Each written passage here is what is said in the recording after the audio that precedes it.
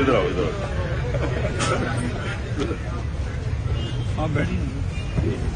بسم اللہ الرحمن الرحیم. خان صاحب کے سامنے بولنا میرے بس کا روگ تو نہیں تھا، لیکن میں نے اپنے آپ پر بھی زبردستی کی اور آپ سارے دوستوں پر مجھے معاف کر دینا. خان صاحب کا رات کو جو سیرت النبی پر خطاب تھا، میلاد رسول پر فاطمہ جناح پارک میں، وہ دلوں کے اندر جانے والا خطاب تھا. میں اچھی تقریر نہیں کر سکتا، لیکن میں تقریر کو سمجھتا ہوں. خان صاحب کا جو اقوام متحدہ والا خطاب تھا وہ امت مسلمہ کے اندر چلا گیا ہے، وہ باہر نہیں نکلے گا. ابھی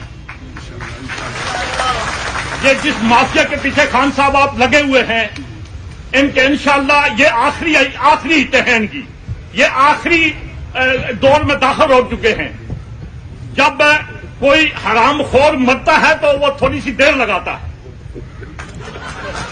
آپ صبح کی اذان سے 1 گھنٹہ پہلے اٹھ جایا کریں تہجد کی نماز میں، تہجد کی نماز پڑھیں، اور جب آپ کو کوئی مشکل پیش آئے، جب آپ پریشان ہو تو تہجد کی نماز میں رو پڑا کریں، اور آقا کریم علیہ الصلوۃ والسلام کو یاد کر کے ان سے یہ عرض کیا کریں کہ یا رسول اللہ مجھے یہ مشکل ہے، اپنے رب سے یہ حل کروا کے دیں، انشاءاللہ حل ہو جائے گی. نمبر 1. نمبر 2، خان صاحب تعلیمی نصاب، یہ اتنا بڑا کام ہے جو صدیوں بعد یاد رہے گا. تعلیمی نصاب جہاں جہاں پر آپ کے پاس حکومت ہے، تعلیمی نصاب کم از کم میٹرک تک 1 کر کے جائیں اس دنیا سے.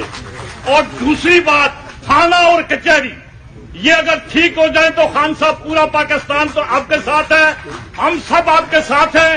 جس لین پر آپ جا رہے ہیں